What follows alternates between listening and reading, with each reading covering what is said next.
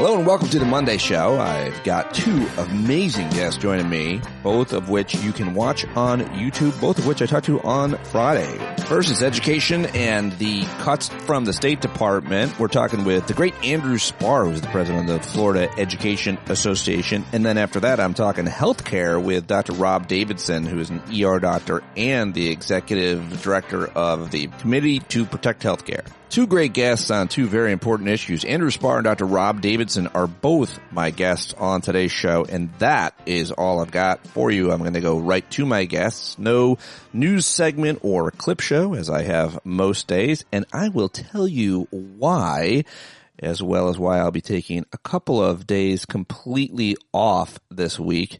But you're going to have to listen to the end if you're going to want to hear why. All right, but first, let's kick it off right now with Andrew Spar. Again, both these are available to watch on YouTube, youtube.com/standupwithpete. Andrew is a really good friend of mine, and like a lot of other very good friends, perhaps you're one of them, because of the show.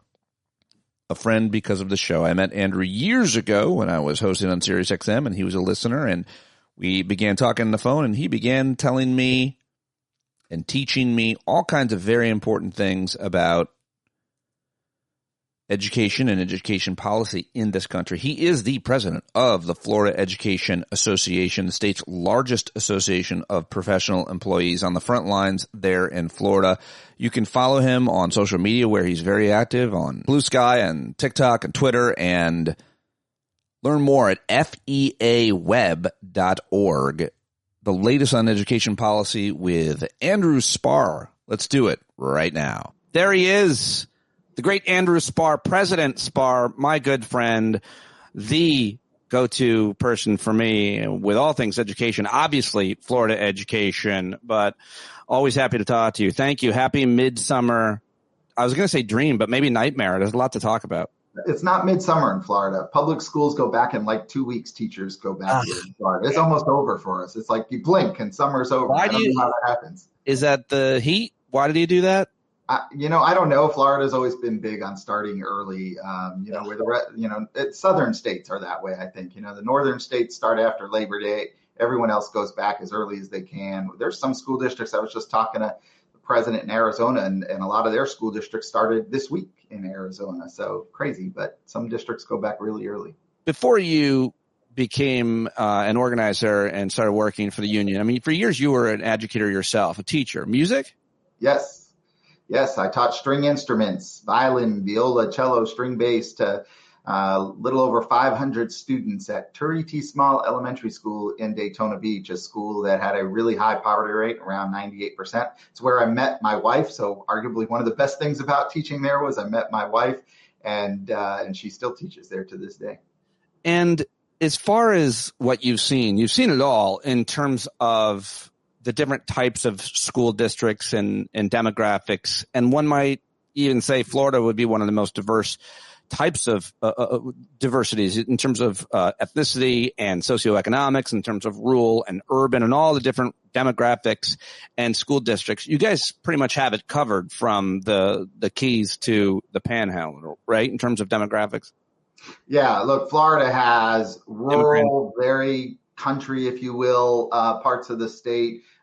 We have military bases, several of them in the state of Florida. We have the urban areas, certainly in Orlando and Tampa and Miami and Jacksonville. We have some of the suburban areas around those cities. We have farming and agriculture big time, especially in South Central Florida. You get into Plant City where the strawberries are, and you have a lot of migrant workers who work in the fields down there. And then even in where I live in Volusia County, you have the fern capital of the world. So all the greenery that goes into those roses you may buy at Valentine's Day or flowers you buy throughout the year come from Volusia County, Florida. In terms of these ICE raids, we had some understanding that they would be focusing on blue states, blue cities like California and New York. But I guess they're going everywhere, Texas and Florida included. What has been the atmosphere like, and what are you, what's the information, what's the guidance for educators who might have young people in their classrooms that could potentially, their parents more likely, but they themselves could get removed from school or kidnapped, if you will? Yeah, so we have not seen any raids in our public schools in Florida at Good. all. There's been stories that there might be. There's been a lot of apprehension and fear. We've heard stories of parents keeping their kids home, but we haven't seen that. Look at the University of Florida State University in Tallahassee. A few months ago, there was actually a raid on a construction site where they were building housing for students, and they detained many of the construction workers, many of them immigrants, some of them may have been undocumented. I don't know. We never heard a full report from that. But what it did is it put a chilling effect. So that construction, last I heard, had come to a screeching halt where they couldn't get workers to come finish building the building. There have been a lot of big time farmers in Florida who have asked for the U.S. to stop coming into farms or threatening to come into farms because they were also finding that workers weren't showing up anymore, and it was becoming harder and harder for them to get out in the field and get their farming done. And so yeah, there's certainly an impact in the economy in Florida, and then of course we have alligator Alcatraz in Florida, which, there's certainly been a lot of information coming on it at the Miami Herald and other papers have done an incredible job reporting on what's going on down there. There was just a story that came out today of a 15-year-old that was picked up and taken to alligator Alcatraz, a place that's only supposed to be for the worst of criminals and for adults. And so clearly there's a lot of chaos and confusion. And look, one of my big concerns, there's certainly environmental concerns for where this place is located, but it's also in prime real estate for hurricanes. And this is hurricane season. Oh, wow. And, what's going to happen in those time periods. So it's certainly not a good environment. We actually, through our national unions, the American Federation of Teachers and the National Education Association, have produced information for educators on how to help migrant families who may be concerned. So it's got tools and tips on what we should educate families on if they have any concerns.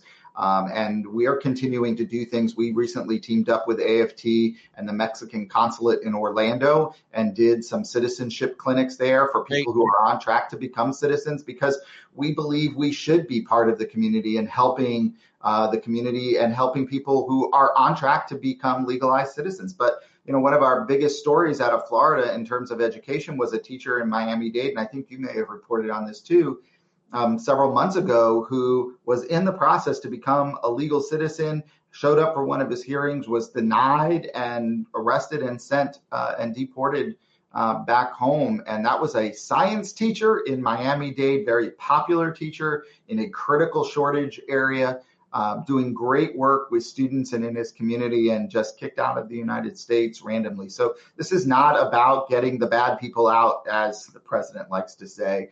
This is really having a huge impact on families and community and our way of life as Americans, I think. It's disgusting and horrible, and that story in particular. But I mean, there are just hundreds of them, and they just come out every day where, yesterday we saw this woman that was walking out of some naturalization process. She has a smile on her face. The door opens, it's ice, and they take her. It's like she goes from being so excited.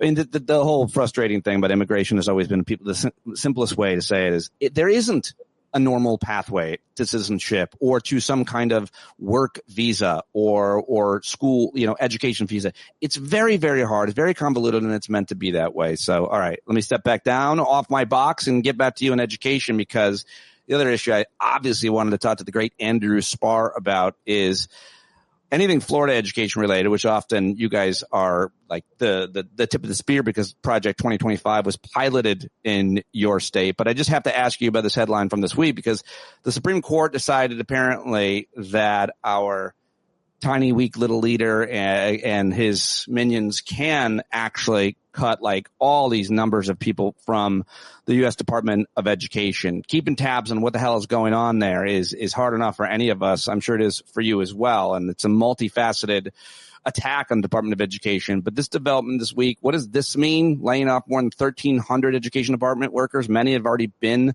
laid off. And then we can get into, more of it. Yeah, I mean, Look, let's start with this. What does the Department of Education do? I don't think a lot of people understand that. Even even a lot of your listeners, Pete, who certainly are well educated on issues because of the work you do and because they care about what's going on, may not understand what the U.S. Department of Education does. So let's start with the fact that, as any federal agency, they are responsible for implementing and enforcing federal law. And part of that, one of the biggest areas they do is IDEA, the Individuals with Disabilities in Education Act. That deals with students who have both physical and learning disabilities, maybe even some mental challenges and disabilities.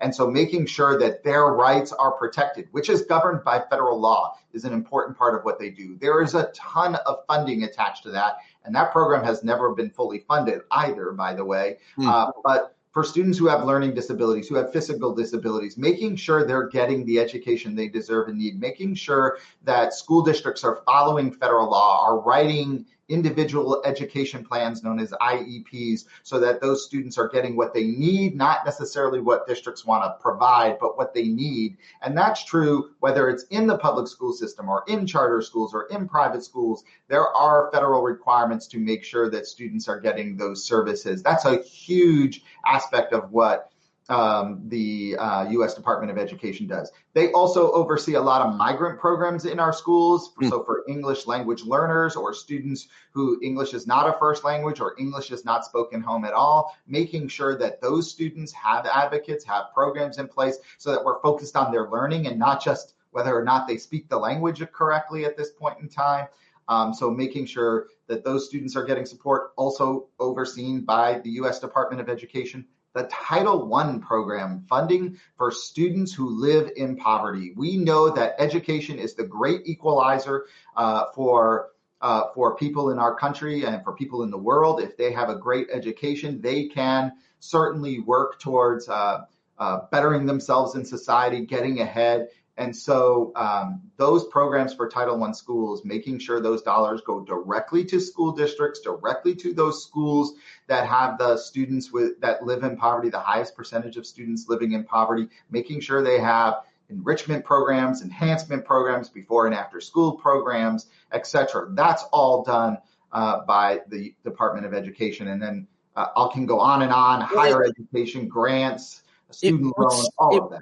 It would seem that the cuts are going to affect likely the most vulnerable communities, schools, and populations, and not just around poverty, but around learning disabilities and different things that you need, handicaps of developmental disabilities that you need resources for.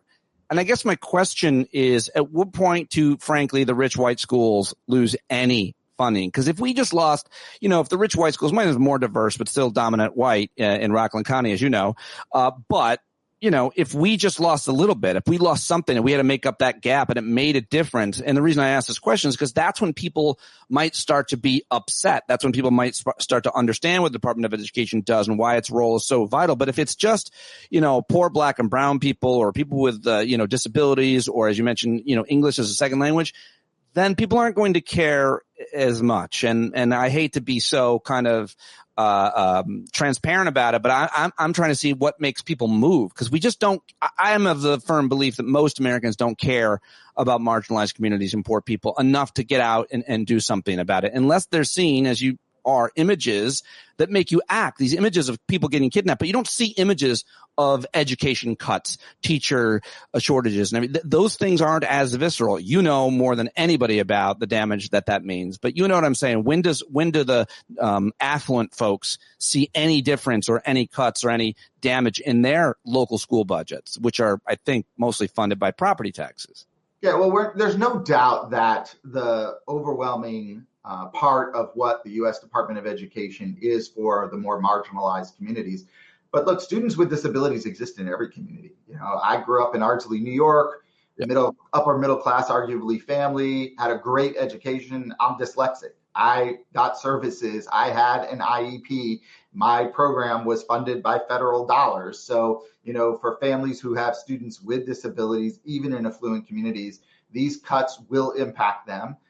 Look, middle income families struggle a lot with higher education too, because they're caught in that gap, right? They don't qualify for financial aid, but they don't make enough money that they can afford to send their kid to the school the child wants to go to. So then there's Pell Grants and there's other funds like that become available that are also run by the U.S. Department of Education. Let's also not forget that a lot of students go to school on student loans, and that loan forgiveness program is overseen by the U.S. Department of Education, which said they've stopped it. They're not doing it. I mean, I literally had a teacher call me recently saying, hey, what do I do? I'm trying to get the student loan forgiveness. And I said, how long have you been teaching? And they told me it's a couple of decades.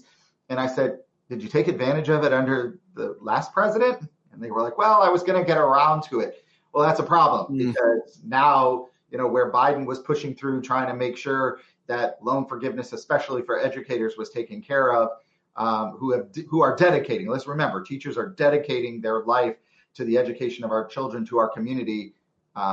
They've stopped all of that right now. And so that does have an impact, I think, on some of our middle-class neighborhoods and more affluent communities, but certainly not to the degree that we see in the migrant communities, in our poor communities, because that's where a lot of the federal programs are written for.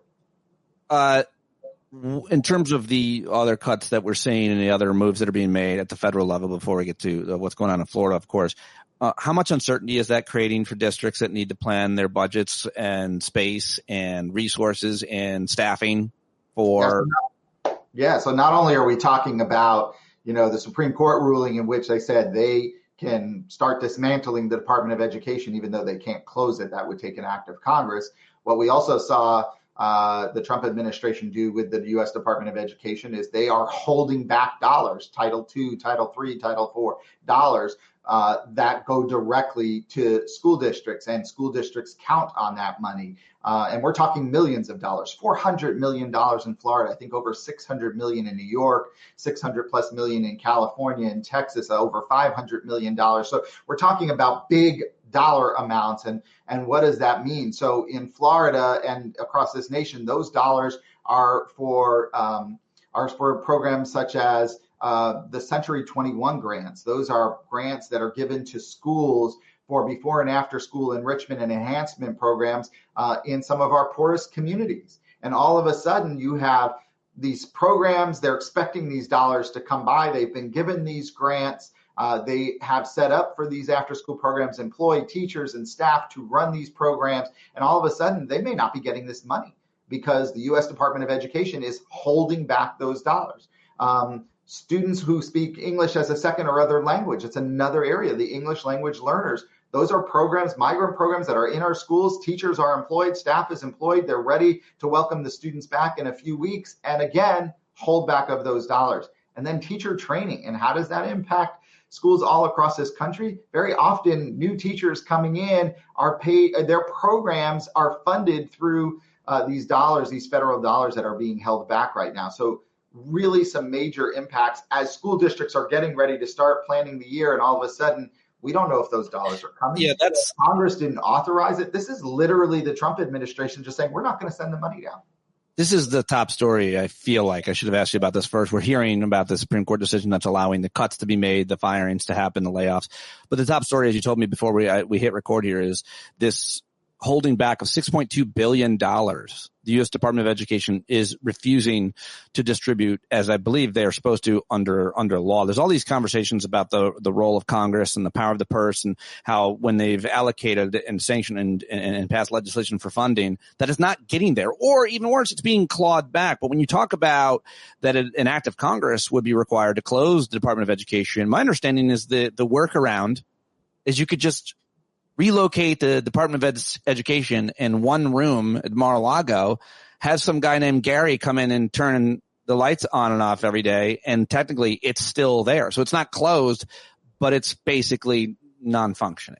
Is there something? Yeah, absolutely. I mean, literally that's what they're talking about with the Supreme Court ruling is they can gut all of the employees, but then there's programs that Congress has authorized. There are programs that Congress has funded.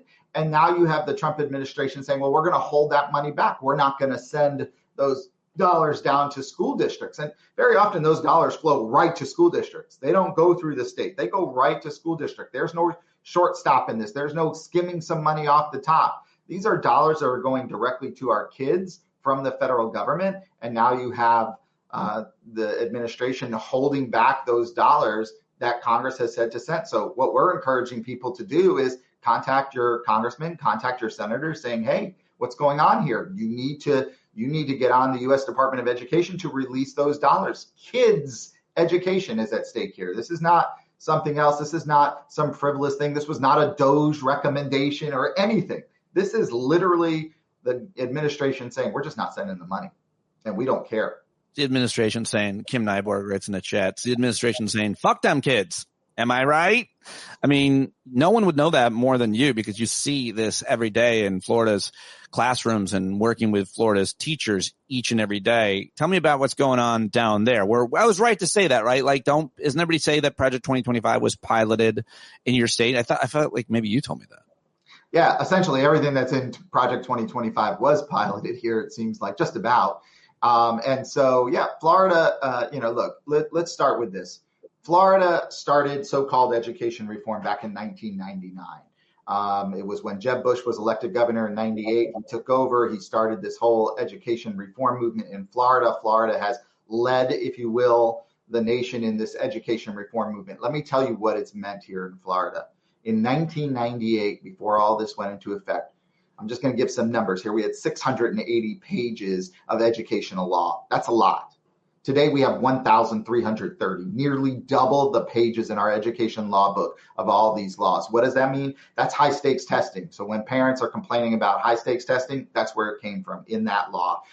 Grading of schools based on those high stakes tests, how we pay teachers, how teachers get training, the amount of training teachers have to have, which continues to grow here in Florida. We have to have reading training, training for students with special needs, training for everything under the sun that we have to do, including training for how to deal with active shooters on campus, right? That's all in education law. The security around campus, the requirement to have all these locked classrooms, locked doors, so it's more like a prison, all in the law.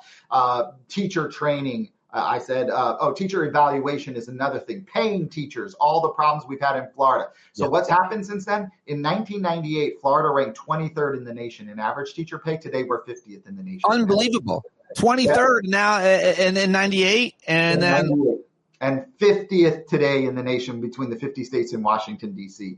But let me go further, right? Student test scores. SAT scores are lower today than they were in 1998 in the state of Florida. Our NAEP scores, which is the National Assessment of Educational Progress, which is the nation's report card. We're doing worse today than we were in 1998. Yet these guys keep going out there saying, oh, Florida's leading the nation in education. No, we're not.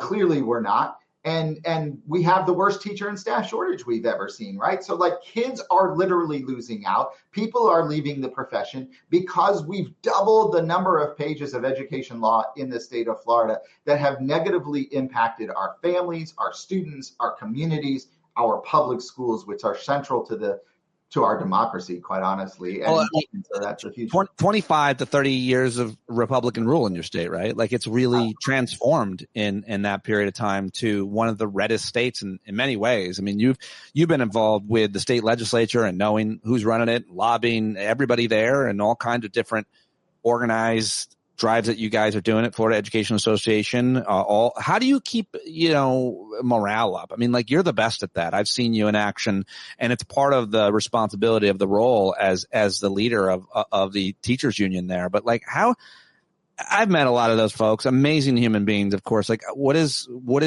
works in these really difficult times to keep people?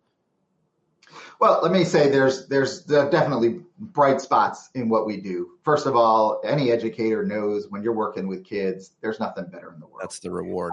And I get to represent and work with people who work with kids who are those kinds of people, right? They care, they dedicate, they pour their souls out. They love what they do. And as educators, I learned this in college. There's a time where you have to throw the lesson plan out, right? Things that, something happens. You've talked about stuff before, something happens, a kid loses a loved one or something happens in the world and kids want to talk about it. You literally throw out the lesson plan. You have that learning opportunity right in front of you and you take it, you seize it. It's harder and harder for teachers to do that in Florida. But we still do that, right? And we've been under attack in Florida, as you point out, for 25 years. And the party that's supposedly about less government has certainly not done that when it comes to education. And they've tried to kill us off, and they've been unsuccessful. They passed a legislation 2 years ago that said they were going to take out the teachers union in Florida. The governor just said this the other day. He appointed a new chief financial officer in the state of Florida who sponsored the legislation that was meant to kill us. And he said something about that, how we're killing the teachers union in the state of Florida. Let me tell you, he's not.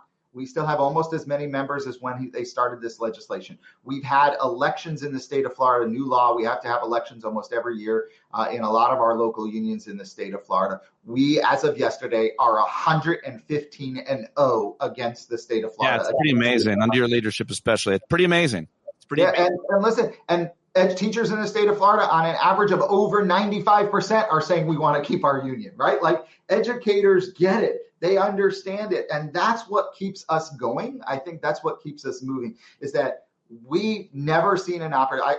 I use this quote a lot now. It's a quote by Winston Churchill. The pessimist sees a challenge in every opportunity. The optimist sees an opportunity in every challenge. And that's who educators are. That's who I'll steal that. All right. Well, I didn't ask you about that other scandal, that voucher scandal before you told me about. That's pretty outrageous. Yeah. Tell people what that's about, and how that's probably, again, something that's being, trialed there so they can do it everywhere. Maybe it's happened. Yeah, we have what they call universal school choice here in the state of Florida, which means the private schools get to choose whether or not they let your kids in, and we're funding it, right? Taxpayers are funding it. And so here's what happened in Florida. Right. This year was the first year, open it all up.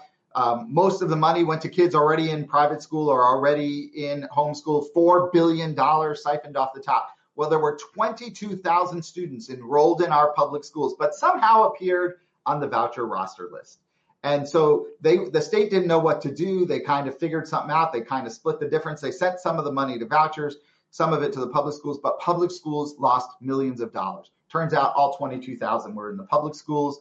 They're now trying to get the money back from the voucher program to give back to the public schools. Literally. I mean, this is corruption at its worst. There's no, I said there are 1,330 pages of law that govern public schools in Florida. There are 40 that govern vouchers and private schools. Because they over-regulate and try to make it harder for the public, and they under-regulate and make it easier for the private wealthy folk. Yeah, there's no accountability. So they just say these kids, and what we think happened is these may have been families who expressed interest about going to a private school and getting a voucher. It may have been someone who said, we're going to do it, but they couldn't get into the private school they wanted to, or the private school wouldn't take it. It could be that they may change their mind when they went back and talked to the public school, but the voucher company claimed them. And that's because they make money off of this. And so that's the real challenge in all of this. And listen, the Florida Senate, we've been working with Republicans. You have to in the state of Florida. Yeah. And we've been working with Republicans, and they want more barriers on this. And the Senate actually passed legislation to put that in place. The House wouldn't do it. So we're going to continue to work to try to get that done, because it's got to, as the president of the Senate here in the state of Florida, a Republican, said at the beginning of last session that we need to, allow public schools to compete. We need to let teachers teach. And that's all we're asking for. Let us teach, let us compete. Because, by the way, if you let us compete, no one can do what the public schools do. No one. That's for sure. I've seen it over and over. All right, I'll let you go to your weekend. I really appreciate you stopping in and checking up with us. We got to do it more often because it's such an important issue. You're on the front line every day. Andrew Spar, thank you very much for joining me, as always. Pete, it's always great to see you. Hope the family's good. Hope everyone's good out there. And listen, we got to keep spreading love. There's too much hate in this country. We got to spread the love. You're one of the best at it, and you've taught me all kinds of new ways to do it. Thank you, my friend.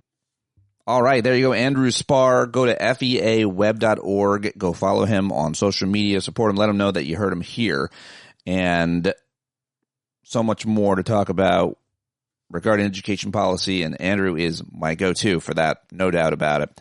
But now I'm going to talk health policy and what you need to know about the latest developments coming out of the federal government and our tiny mad king and his administration regarding healthcare. So it's My honor to welcome back to the show Dr. Rob Davidson. Dr. Rob Davidson of the Committee to Protect Healthcare. Go to committeetoprotect.org and support them. It's an awesome nonprofit. Dr. Rob is the executive director of CTP Healthcare. You can find them on all the social medias, committeetoprotect.org. Dr. Rob Davidson is really good and active on social media, and he once confronted Mike Pence. It's really worth watching. He was at a diner, and Mike Pence was there in Des Moines, Iowa, and he confronted him about the damaging health cuts, and it's a very good video, put him on the map, and now he is doing amazing nonprofit work and advocacy while he's saving lives in the ER. Great guy to talk to,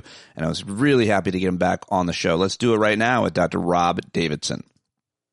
Dr. Rob Davidson joins me again, and I'm really happy to see you, and I'm happy to see you getting out there. You're doing a ton of media and still 17 other jobs, including family man. Thank you so much for being here and doing this with me. No, thanks for having me. I'm glad you reached out. It's good to be here. How are you feeling about the fight? I feel we're talking before I hit record. Your spirits seem low. What do I need to do to pep you up? You're one of our leaders. No. I'm in the fight, man. I mean, I'm very frustrated with the outcomes of the votes on the budget bill a couple of weeks ago and rescission package, just this past week. And yet, the fight goes on. I mean, I think we are the opposition to all this damage that they're doing to so many people has never been stronger, and so now I guess we pivot, right? I'm ready for the electoral politics that are coming in 2026. We got to make these guys pay.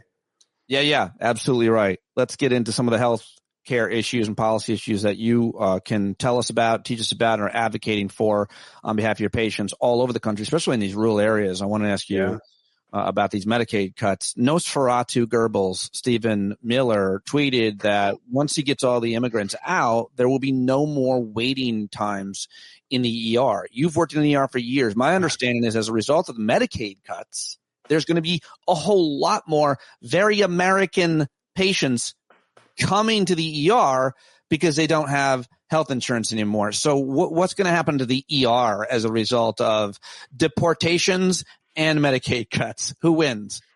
Yeah, I mean, it's all bullshit. Everything they say is. The reality is when people lose health insurance, and that's what Medicaid is, right? I'm so sick of the tropes of people sitting on their couch playing games, collecting Medicaid.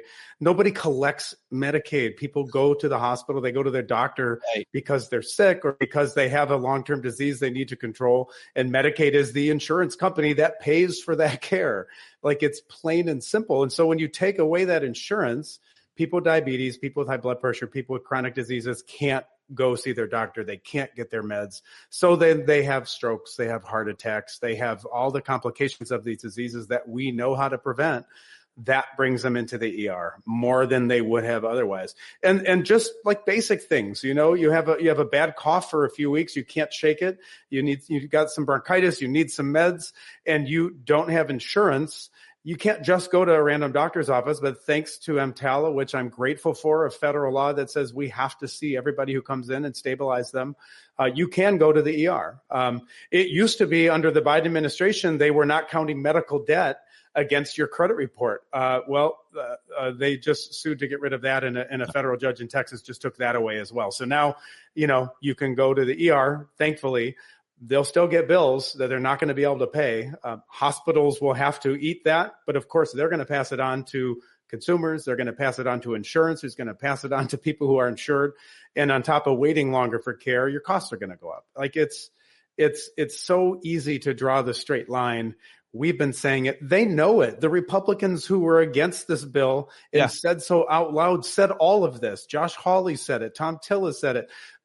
8 Republican members of Congress in sort of purple districts wrote a letter to that effect, and then they all voted for it. Like, it's incredible. Well, to Josh Hawley's credit, he's now trying to create legislation to get it back. Did you see that? I mean, he's got a history of sort of flip-flopping, right? He raised his fist on January 6th, and then he's a guy we saw running, right? That kind of weird running. Listen, we don't. So, we won't have to. I have a hollow barrel meter. Like who's the hollowest suit? Who will do whatever it takes? No, and you got your Ted Cruz's, you got your Josh Hawley. There's so many of them, but of course, the one at the top of my list is Marco Rubio on my Hallow barometer. But let me ask you about the consequence of these Medicaid cuts again, because my understanding is, I don't know how this is measured in health policy world, but if you don't have health insurance, and you touched on this, Bo, and you're sick, you might not go at all and get sicker, and you might die, or you might just be a cost burden on family members. Like all this matters as a result of not having health insurance. All these, people, these tough-willed, rural, poor folks, et cetera. And that's true. I'm not being cynical about it. I come from those parts in upstate New York. They just won't go. And what are the consequences there? And I don't know how you measure that. Well, you measure it in excess deaths. That's a real number, right? Up to 50-some thousand a year. And Kennedy was on, RFK Jr. We might talk about him as well. Probably have to touch on that. But he was on with Kudlow on Fox Business, and Kudlow said, they're estimating 51,000 deaths. I think this is ridiculous. Tell us why it's ridiculous, right? Leading the witness. The reality is that's partly how you measure it. Excess deaths, right? Excess morbidity, more diseases. These are already places where the burden of disease is higher, where people are older, more likely to be on Medicare, more likely to be on Medicaid. And then that's why these rural hospitals are going to struggle, because most, or not most, but much more, up to 40% or so of their patients have Medicaid as their insurance. And while it is true Medicaid does not pay that great, right, compared to Medicare, compared to commercial insurers, it pays more than zero. And so even if everybody did come in and paid zero, the hospital can't handle it. The problem is, and I've seen it up close, people without insurance, or even people with high deductible plans, right? The work plans that they've all said, we'll just put people on those because everyone's going to go get a job that has insurance. A fallacy anyhow. But people with those really high deductibles, they delay coming. And I saw a guy who waited 5 days to come in with chest pain until he couldn't walk up the stairs because he couldn't breathe. Well, at that point, he had lost about half of his heart muscle because of an ongoing heart attack. And he could have come in on day one if he could afford it. You're going to see more of that because people will literally look at their bank account and say, listen, I got to buy food. I got to pay the rent. I got to pay the bills because they're going to shut off my electricity or take away my house if I don't do that. But if I ignore the chest pain, maybe I'll be okay.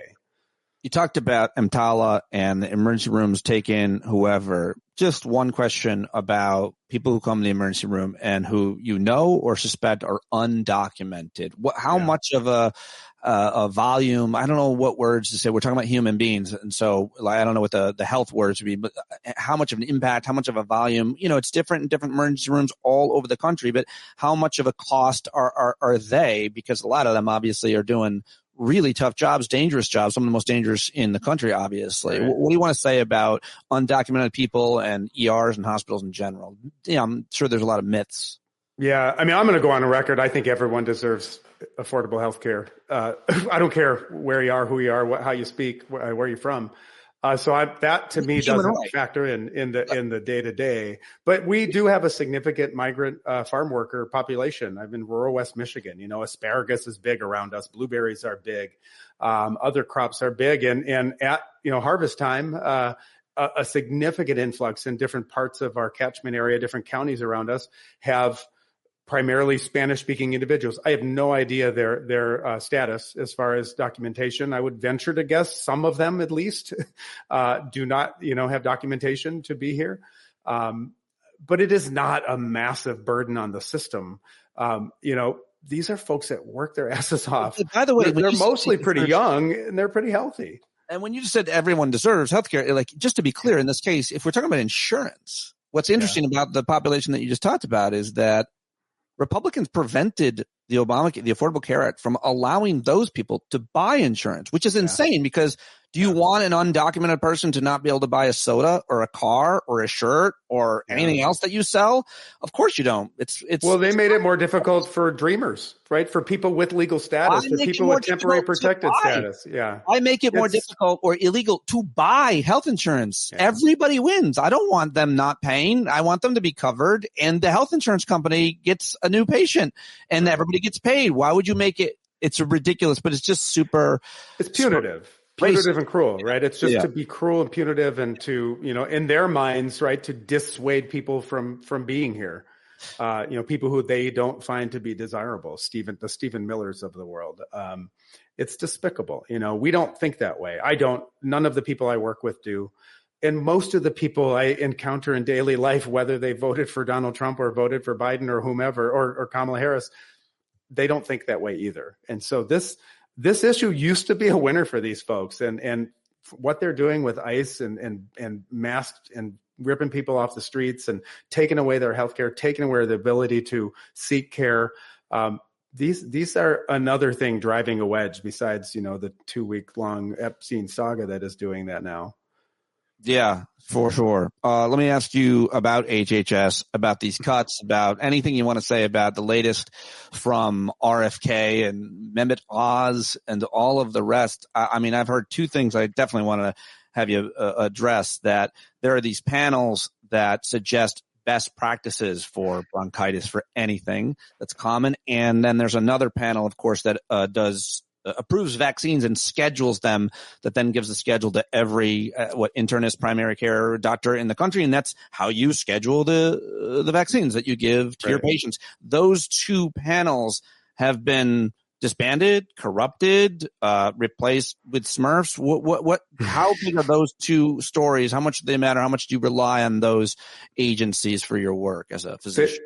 They matter a ton. So the first is the U.S. Preventative Services Task Force. I think that's what you're talking about. Yes, that was what Critically important panel, right? They're the ones who looked at the data and said, listen, people are getting colon cancer younger. We should recommend screening for people 45 and over, not just 50 over. So there's a 5-year window. When they recommend this, insurance companies are required to cover that. Right. So that we're preventing people from having cancer because they look at the data, look at the research, and they make the recommendation. They make recommendations for who gets mammograms, for who gets screened for any number of diseases that can be genetic, that, if your family member had it, you should be getting an MRI, a CAT scan, ultrasound, what have you. Yeah. And we absolutely rely on those folks because as physicians work in your daily life, you can't just comb the data day in, day out, month in, month out, and just know, here's what I do, here's what I don't. You need a trusted source, with a .gov after their website that can tell you this is what we should do. So that group, they just didn't meet, right? He canceled the meeting, the last one they had. So we have no idea what's going on there. That caused panic. Canceling the meeting caused alarm and panic amongst health policy experts, doctors, and the like. For sure. And then the other is ACIP, the Council for Recommending Immunizations with the CDC, Advisory Council on Immunization Practices. And basically what he did with them, he took 17 people, he fired them all, said there were too many conflicts of interest. He installed 8 of his own people, 2 or 3, at least maybe 4 of them are absolute anti-vax nutters. One of those 8 had to resign within a few weeks because he had more conflicts of interest himself than the entire 17 they fired previously. And then they had like this little kind of kabuki theater show about mercury and vaccines that was a non-issue because they got rid of that form of non-toxic mercury, right? Not the kind you get in fish, different type of mercury. Wasn't harmful anyways, but they got rid of it back in the 90s. It hasn't been in single dose flu vax files, but they decided to have a day of hearings and have someone from, RFK Jr.'s old Children's Defense Fund anti-vax front group come and talk about it. And then they made a ruling they were going to get rid of a thing they basically already got rid of. It was for show, right? It was to play to that Maha base to make them think this guy's, doing work on your behalf. And all it does is it makes people confused. It makes folks wheezy. I had a guy argue with me about getting a tetanus booster the other day. And I said, well, I did my own research. Like, oh my God, if I could take one phrase and eliminate it from the lexicon, I did my own research. People should be informed, but going on Facebook and seeing what your crazy uncle or the dude you graduated from high school says about tetanus, that's not doing research. Doing your own. Yeah. I mean, what are the other answers that you get? I talk to a lot of doctors because I'm kind of a big deal in certain circles talking to doctors. Oh yeah. And I hear that from every physician. I read it from that phrase. I've done my own research, and it drives me crazy because one of my best friends is a health researcher for a living. So I don't know anything about health research. I just know what his job is. If his job is to do health research, it's not my job. So I just asked him, what research did you do today? And then tell me about it. Cause I can't conduct research because I don't know how to, because I didn't study it. It's a thing that you need to learn how to do. What do you say to people, generally speaking, when they're like, I did my own research? Are there thoughtful responses that can keep them open to your research, your expertise that you've been doing your whole life? So, right. Sometimes, right. I mean, some folks are just really far down that rabbit hole and they're not coming back. But, I ask, what research, where did you get that? Here's where I'm seeing that this is important, right? And I reference the CDC. The scary thing is with RFK Jr. in charge and Dr. Oz over there and others, those data points and those sources of data become more and more challenging to trust as well. Right. But you can lean on, and I just tell people, listen, I've been in this community for 23 years. I've probably taken care of some of your family members. I genuinely believe getting tetanus would be a terrible thing. I've never seen it because people get tetanus boosters. And I really feel like this rusty nail you stepped on out in the pasture could be a source of tetanus, like legit. If you cut your finger on a knife in your kitchen, there's probably not tetanus there. Okay, that we can probably not have a real long conversation. You step on a rusty nail in a cow pasture, that is tetanus. That's a hotbed of tetanus. Long-time listeners of mine will know that I've talked about every minor injury I've had. I just burnt myself on a motorcycle. And I stepped on a number of nails over the past couple of years. I never go and get my tetanus. I just go, I'm fine. And I just keep moving my jaw to make sure it doesn't lock up. Keep moving your jaw. If it frees up on camera, we'll have to tap and make sure it's not the link, right? And if it isn't, then we'll know we got to call 911. I would do whatever I'm told by you and any other doctor. So what else do we need to know before I let you go that you're following, that you're talking about? You've launched a new podcast, which I think is great. You've been such an effective advocate, and I'm going to listen to the podcast and promote the podcast and give you advice on the podcast if I've got any of how you can get more popular with it, because I think that your voice you're just really effective at this and really smart and thoughtful and compassionate. What else, as we close, are you most concerned about, watching, upset, anger, or afraid of right now? Yeah, I think we can get back to the whole mess with what they've done to Medicaid and to the Affordable Care Act, right? I need to be said. Because it's an ongoing issue. So the things that worry me is how people move on in the news cycle, right? And even how, when it was in the news cycle, and all of us who were kind of paying attention, and those of us in advocacy who were trying to get the word out in every channel we can come up with, still a significant minority of individuals knew about the Medicaid cuts in the one big abomination. And so I think it's important that advocates continue to apply pressure. We're past the point of trying to get lawmakers to do the right thing. They did the wrong thing. They voted wrong. Josh Hawley's not going to get what he needs passed through the House. They're not going to get him back that Medicaid. And so I think it's keeping up the pressure, because the next thing we can do is in 2026, we can vote the majority of these folks out. It won't completely fix the problem, but they've got ideas of doing more damage. Ron Johnson in Wisconsin has already said we need to do more tax cuts. Don't forget the reason they cut $1 trillion from poor people's healthcare was to give tax cuts to billionaires. Yeah. And they want to do more. And the pots of money they can take from that can do that are Medicare, Medicaid, Social Security, or the military. Well, they increased the military spending in the last go around, so they're definitely not going after that. And even they, I think, would be hard pressed to try to go after Social Security. That's still probably a third rail. So it comes down to healthcare, right? That's where they're going to go again. And so I think that's what we're doing, right? We are pivoting into that. I guess the other piece people got to keep an eye on is mifepristone. If people really value the right for women to have bodily autonomy and make their own healthcare decisions, the abortion pill is a way that happens about 2/3 of the time. And they got about 3 or 4 different avenues they're coming after it. So we're gearing up to get in on that fight to make sure we protect people's rights to make their own decisions about their bodies. Yeah. And stockpile those. I don't know how long they're good for.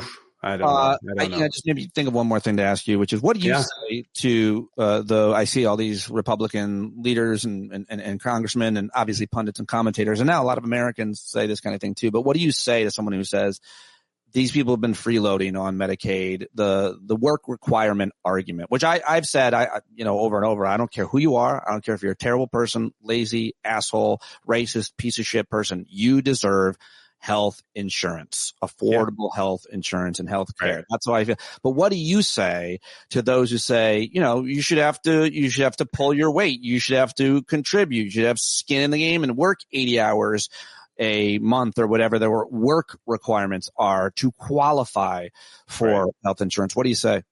Right. Well, first thing I say is they didn't pass work requirements. They passed work documentation requirements. And so that's the rub. That's how most people will lose insurance on this. It won't be because they're not working or they're not caring for a child or an elderly loved one. They didn't document their work. Right. Exactly. It's that they didn't click the right button in the right amount of time on the website, or they didn't have access to internet because rural high-speed internet is still an issue. That's what happened, right? They tried this experiment in Arkansas. 18,000 people from 2018 to 2019 lost their health care. The vast majority, 90-some% of those people were people who, under the guidelines of the requirements, qualified. It was just they got stuck in red tape. So we have a party of supposed smaller government who's introducing a big bureaucracy to take away healthcare from people, and they're doing it under the shield of lazy 29-year-olds playing video games all day. Right. It's just not a reality. So, currently 93% of people qualify for Medicaid under their guidelines, but you're going to see a lot of those people who qualify fall off the Medicaid rolls so they can give those tax cuts to billionaires because, again, they just stuck a bunch of red tape in their way of between them and getting such a great point. Healthcare.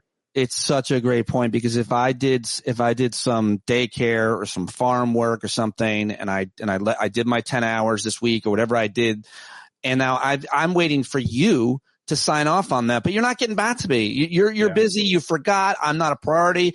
I'm not even, I'm your lowest paid worker. The documentation that I've got to do so I can get to the government so I can qualify, it might not even be up to me. So I worked my ass off at some shit job and I can't get this guy to sign off on the work that I did, or he shortchanges me for any number of reasons. It's such a racket. It's such bullshit. Yeah. It's more red tape, and it's the antithesis of what we would think of as streamlining and making government more efficient. And it makes everything harder for everybody. And who wants to be doing paperwork versus taking care of humans? Sorry. Amen. That's the ad. I think you just did a 30-second ad. We can clip that and just get it out to everyone, and that's it. Informed by you and the statistics and the data and the experience that you had. Dr. Rob Davidson, thank you so much. Go listen to the podcast. How often are you doing Paging America? Who is this Miles Baker? How do I know I can trust Miles? You can trust him. Miles is the chief of staff of the Committee to Protect Healthcare. He's got decades of experience. Really cut his teeth in the labor movement, AFL-CIO. Oh, cool. Way back, and sort of brings that labor organizing to the Committee to Protect Healthcare. He's the chief of staff there, and then together we get on. He's the politics guy. I'm the healthcare guy, and we kind of go back and forth and examine this kind of intersection of healthcare and politics and building power. That's awesome. It sounds awesome. I'll have you both on and we'll talk about it, kick it around, because this is an issue that I've been talking about for 15 years, and I know just enough to moderate a conversation, not to give the Absolutely. Yeah, that'd be great. I'll let them know. To talk to you guys, keep up the great work, and thanks for joining me here on a Friday as we tape it. Thanks a lot, Rob. Absolutely. Thanks, Pete. All right, Dr. Rob Davidson and Andrew Spar. How about it? Two great guests on today's show, and I hope that you'll go support them, follow them, and learn more about them in the links on in today's show notes. Okay, like I said at the top, I would tell you here at the end, I'm taking a couple of days off this week and maybe more next week as a result of the loss of our family dog. That's right. Today we had to put the beautiful, the great, the amazing Indy to sleep. And if you've had to do this, you know just how shattering it is. And if you haven't, I would say it's worth having an animal, even having to go through this. That's all I really can say about that, I guess. I'm here with the girls who are 17 and 20. We got Indy in 2012. So she's about 12 years old. Unfortunately, Val is still with her family in Sicily, but Ava, Julia, and I are going to be doing this together. I'm recording this just before. I'm sure you'll want to reach out and say something, but it's not necessary. It's going to be hard enough to go through all of it, but I won't be hosting a hangout this evening, and I will not probably be heard from for a couple of days at least as I go on this journey that you probably have been on yourself before. I am so grateful for your support, and more than anything else, we're so grateful for Indy. I'll have a lot more thoughtful things to say and talk about when I come back from this, but that is the news and I want to step away for a couple days. I know you'll understand. I appreciate your support and all of the love that you're sending my family as I have tried to send your way in similar circumstances. But that is it, and that is all, and I'm going to wrap it up for now. But thank you so much for listening today, and I'll talk to you in a couple days' time. Be good. Take care of your mental health. That's what I'm doing. And take care of your loved ones. That's what I'm doing. And I will talk to you very soon.